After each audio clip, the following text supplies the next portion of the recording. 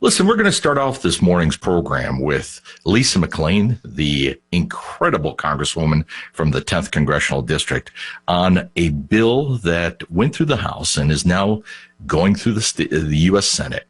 And it's called H.R. 1 and then S.R. 1. And it's something that is not being covered by the news media as much as it should, because this is something that is really earth-shattering news. It's stuff that will change the way elections and the way we participate in elections are done across the entire United States. So we decided to reach out to Lisa McClain because she's obviously got her pulse, or her fingers on the pulse of this issue. Hey, good morning, Lisa. You're on with Rocky Rechkowski. Hey, good morning, Rocky. How are you? I'm doing fantastic. And how's the weather out in D.C.? Because we've got some great weather in Michigan right now.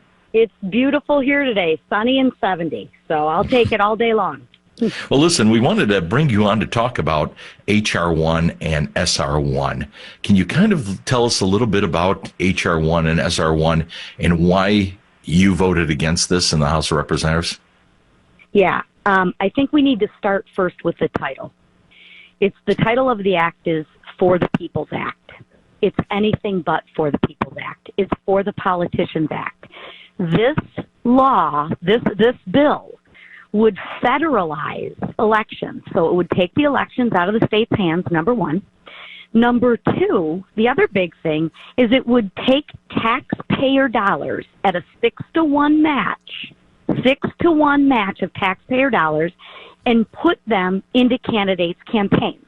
So, for example, if I raised $1 million and you didn't like me, you didn't want to vote for me, I still used 6 of your taxpayer dollars for every dollar that I spent towards my campaign. Wait a minute. You're saying if you raise $1 million from individuals, or let's just say individuals, you would get another $5 or $6 on top of that? So if you raised $1 million, yes, sir, you would end up having $6 million in your bank account. Yes, sir. And the more I raise, the more of your tax dollars and the hardworking people's tax dollars of every state that I would get. Whether you're Democrat, Republican, it's irrelevant. So that is, I don't know why anyone would vote for this act with that. You have no choice as a taxpayer where your dollars are going. The candidate who can raise the most money gets the most dollars. So if you get PAC contributions, because let's face it, incumbents do get a lot of PAC contributions of political action committees because of maybe potentially influence or potentially wanting to be in front of that representative on an issue. If you're collecting PAC contributions as well, are those dollars included in that match? No, the PAC dollars are not included. It's individuals, which is even worse, in my opinion, because I want to be able to funnel my dollars to the candidate in which I support. So that's terrible. I mean, at the end of the day, I think every legal vote should be counted. Every count should be verified, and every voice should be heard. I think we all agree about that.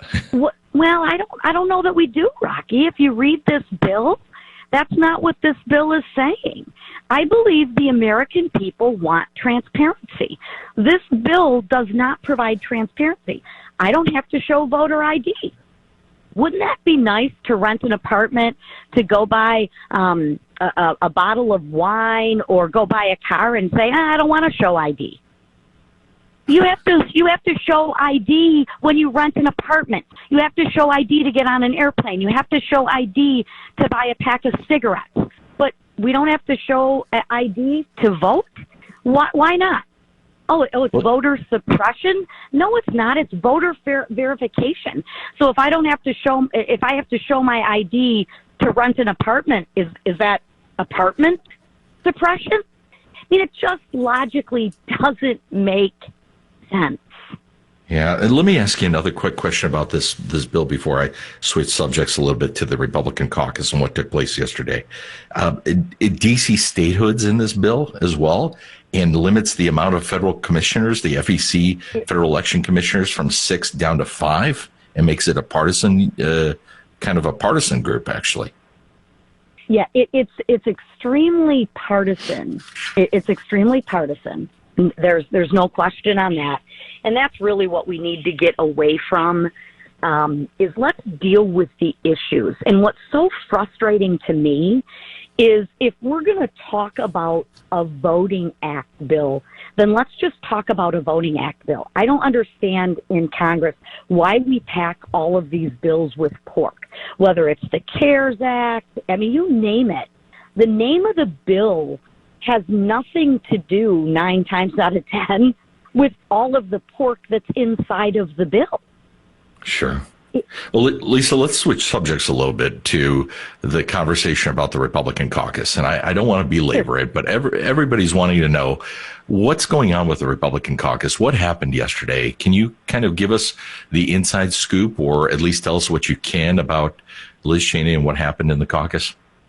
Yeah, I mean, quite frankly, I believe what's happening is we are a forward-looking caucus. We have a lot of issues. I mean, we have gas shortages. We have a crisis at the southern border. Inflation is up. I mean, we have a war that's about ready to break out in the Middle East. We have some real policy issues that we need to deal with, and we need to start looking forward. And we are tired of people continuing to bring up the past. There's no future in it.